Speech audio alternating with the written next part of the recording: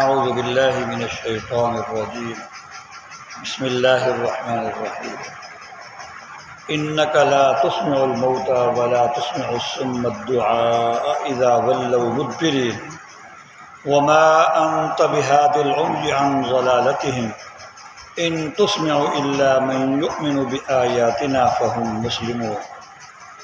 سورہ النمل کی آیت نمبر 80 اور 81 کی میں نے تلاوت کی ہے۔ ان دو آیات مبارکہ میں بھی اللہ تبارک و تعالی حضور علیہ الصلوۃ والسلام کو ایک اور انداز سے تسلی دے رہے ہیں، اور دوسری طرف کفار کی کٹ حجتی اور ضد اور عناد اور ہٹ دھرمی کو بھی بیان کر رہے ہیں۔ پچھلی آیات میں بھی اللہ تبارک و تعالی نے نبی کریم صلی اللہ علیہ وسلم کو تسلی دی تھی، فرمایا تھا کہ ولا تحزن علیہم، ان کی باتوں پر، ان کی حرکتوں پر غمگین مت ہویا کریے، ولا تکن فی ضیق مما یمکرون، اور ان کی سازشوں اور جو ہے وہ مکروں سے تنگ دل مت ہویا کریے۔ اور پھر اگلے ایک اور آیت کے اندر بھی آپ کی تسلی کا مضمون تھا فتوکل علی اللہ انک علی الحق المبین، اللہ پر اعتماد کیجیے، اللہ پر بھروسہ کیجیے،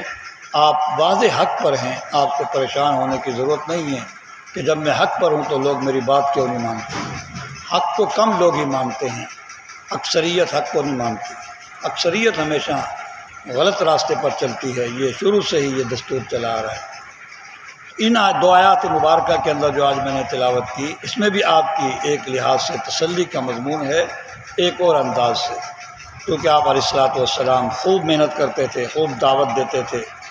حتیٰ کہ آپ کو پریشانی ہوتی تھی۔ جو آدمی جتنا زیادہ محنت کرتا ہے اور مخلص ہوتا ہے اس کو اتنی ہی زیادہ پریشانی ہوتی ہے، بشرطے کہ وہ مخلص ہو، اس کو پھر چین نہیں آتا، وہ روتا ہے، راتوں کو اٹھ کر روتا ہے کہ میں سمجھانے کی کوشش کرتا ہوں، چاہے اپنی اولاد ہی کیوں نہ ہو، چاہے ہمسائے کیوں نہ ہو، چاہے محلے والے کیوں نہ ہوں، جب وہ اخلاص کے ساتھ، محبت کے ساتھ، درد کے ساتھ سمجھانے کی کوشش کرے،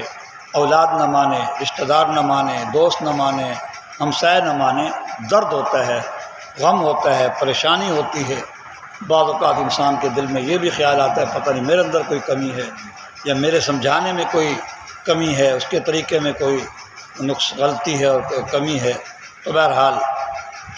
لیکن جو آدمی ضد اور عناد پر آ جاتا ہے تو وہ اپنی قبول حق کی صلاحیت کو ضائع کر بیٹھتا ہے۔ اللہ کی طرف سے کوئی ایسا عذاب ہے جو ضد پر آ جائے، عناد اور ہٹ دھرمی پر آ جائے، پھر اس کو سمجھانا بڑا مشکل ہو جاتا ہے، اس کے قسمت میں پھر ہوتا ہی نہیں ہے، بلکہ وہ اللہ کی، اور یہ بھی ایک اصولی چیز ہے، اللہ نے ہر انسان کو حق کو سمجھنے، سننے، سمجھنے کی، قبول کرنے کی صلاحیت ہر ایک کو دی ہے، ہر انسان کو دی ہے، کوئی بھی انسان ہو، اللہ نے اس کے اندر صلاحیت رکھی ہے کہ وہ حق کو سنے، دیکھے، حق کو سمجھے اور حق کو قبول کرے، کیونکہ آنکھیں بھی دی ہیں، کان بھی دیے ہیں، دل و دماغ بھی دیے ہے، قوت فکر بھی دی ہے، اور اس کے بعد پھر اس کو قبول کرنے کی صلاحیت بھی دی ہے۔ لیکن انسان بعض اوقات ضد اور ہٹ دھرمی کی بنا پر اور کٹ حجتی کی بنا پر جو ہے وہ حسد کی بنا پر بعض اوقات وہ اپنی اللہ کی طرف سے دی ہوئی ودیعت کی ہوئی حق کو، قبول حق کی صلاحیت کو ضائع کر بیٹھتا ہے، پھر وہ قبول نہیں کرتا۔ تو آپ کی بھی اس آیت کے اندر تسلی کا مضمون ہے کہ انک لا تسمع الموتى، کہ بے شک آپ مردوں کو نہیں سنا سکتے۔ تو اس آیت کا تعلق تبلیغ سے ہے، قبرستان میں جانے سے نہیں ہے، خیال کرنا۔ اس آیت کا تعلق تبلیغ سے ہے کہ آپ جن کو سنا رہے ہو یہ تو مردے ہیں، یہ تو مردے ہیں۔ جس طرح انسان مردے کو نہیں سنا سکتا، اسی طرح ان کو بھی تم نہیں سنا سکتے۔ انک لا تسمع الموتى، بے شک آپ مردوں کو نہیں سنا سکتے۔ ولا تسمع الصم الدعاء، اور نہ ہی بہرے کو اپنی پکار سنا سکتے ہو، خاص کر وہ بہرا اذا ولوا مدبرین، جب وہ پیٹھ پھیر کر بھاگنے لگے۔ ایک تو بہرا ہے اور پھر پیٹھ پھیر کر بھاگ رہا ہے، جا رہا ہے، تو اس کے اندر تو دو کم از کم دیکھ رہا ہوتا، پھر شاید ہماری کچھ باتوں کو سمجھ جاتا، اشاروں کو سمجھ جاتا۔ ایک تو خود بہرا بھی ہے، کان بھی اس کے کام نہیں کرتے بالکل، اور پھر وہ نظر بھی دوسری طرف کر لی، پیٹھ پھیر کر بھاگ رہا ہے۔ تو ایسے لوگوں کو، تو جو آدمی جو ہے مردہ ہو اور جو بہرا ہو، اور خاص طور پر جب وہ پیٹھ پھیر کر بھاگ جائے، تم اس کو نہیں سنا سکتے۔ وما انت بہادی العمی عن ضلالتہم، اور آپ جو ہیں ان اندھوں کو ہدایت نہیں دے سکتے، ان کو راستہ نہیں دکھا سکتے ان کی گمراہی سے بچا کر۔ آپ اندھے کو یہ تو نہیں کہہ سکتے بھائی یہ سچ راستہ ہے، یہ صحیح راستہ ہے اور یہ برا راستہ ہے، وہ تو اندھا ہے، اس کو تو کچھ بھی نظر نہیں آتا۔ تو یہ تین صفتیں جو بیان کی گئی ہیں یہ کافروں کی بیان کی گئی ہیں، کافروں کو تشبیہ دی جا رہی ہے، جیسے کہ پہلے پارے کے شروع میں ہے صم بکم عمی فہم لا یرجعون، کہ یہ گنگے ہیں، بہرے ہیں، اندھے ہیں، یہ واپس نہیں پلٹیں گے حق کی طرف۔ وہاں بھی یہی کفار مراد ہیں کہ یہ انہوں نے اللہ کی طرف سے، یعنی کہ اللہ پاک نے انسان کو آنکھ دی ہے، دیکھنے کی صلاحیت دی ہے، کان دیا ہے، سننے کی صلاحیت دی ہے، اور اسی طرح دل و دماغ دیا ہے اور جو ہے وہ سوچنے کی صلاحیت دی ہے، لیکن یہ جو ہیں زبان دی ہے بولنے کی صلاحیت کے لیے،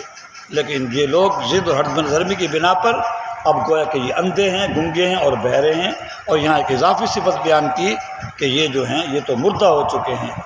اور جس طرح مردے کو اگر سنایا جائے تو اگر وہ سن لے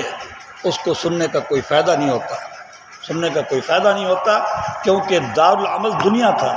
وہ دنیا سے گزر کر آگے جا چکا ہے۔ وہ دارالعمل ایمان لانے کا، اعمال صالحہ کرنے کا جو مقام تھا اور جو محل تھا وہ تو دنیا تھا۔ اب آگے جا کر اگر کوئی وہ بات سن بھی لے تو اس کو کوئی فائدہ نہیں ہوگا، کیونکہ نہ وہ ایمان لا سکتا ہے اور نہ ہی وہ کوئی کسی قسم کا عمل صالح کر سکتا ہے۔ تو فرمایا کہ بے شک آپ مردوں کو نہیں سنا سکتے اور نہ ہی بہرے کو سنا سکتے ہیں اپنی پکار جب کہ وہ پیٹ پھیر کر بھاگنے لگیں۔ وما انت بہادی العمی عن ضلالتہم، اور آپ اندھوں کو راہ نہیں بتا سکتے، راہ نہیں دکھا سکتے ان کی گمراہی سے بچا کر۔ ہاں ان تسمع الا من یؤمن بآیاتنا، آپ اس کو سنا سکتے ہو جو ہماری آیتوں پر ایمان لاتا ہے، جس کے دل میں خوف خدا ہے، جو فکر آخرت رکھتا ہے، جو طالب حق ہے، جس کے اندر طلب ہے حق کی، آپ اس پر محنت کریں گے، اس کو سنائیں گے تو وہ سن لے گا۔ تو سن لینے کا مطلب یہی ہے کہ وہ قبول کر لے گا، اس کو سننے سنانے کا فائدہ ہوگا۔ ان تسمع الا من یؤمن، ہاں آپ اس کو سنا سکتے ہو جو ہماری آیتوں پر ایمان لاتا ہے اور پھر وہ فرمانبردار ہے، اس کو آپ سنائیں گے، اس کو دین کی بات کریں گے، دین کی بات بتائیں گے، وہ سنے گا۔ سنے کا مطلب یہ ہے کہ اس کو فائدہ ہوگا۔ تو یہاں جو اسماع کا لفظ آ رہا ہے جس کا ہم معنی سنانا کر رہے ہیں، اس کا مطلب کانوں تک آواز پہنچانا نہیں ہے۔ یہ تو حقیقت ہے کہ کافروں کی کانوں تک آواز تو پہنچتی تھی، آواز پہنچتی تھی تو واپسی ریئیکشن کرتے تھے، آپ کو مارتے تھے، آپ کو برا بھلا کہتے تھے، آپ کو گالیاں دیتے تھے، آپ کے خلاف منصوبے بناتے تھے، بات کانوں تک پہنچتی تھی تو وہ ریئیکشن کرتے تھے۔ یہ تو مطلب ہے نہیں کہ آپ ان کے کانوں تک آواز پہنچا نہیں سکتے، آواز آپ پہنچاتے ہیں لیکن ان کو نفع نہیں ہوتا، یعنی ایسا سننا سنانا نہیں ہے جو ان کے لیے کیا ہو، نفع مند ہو،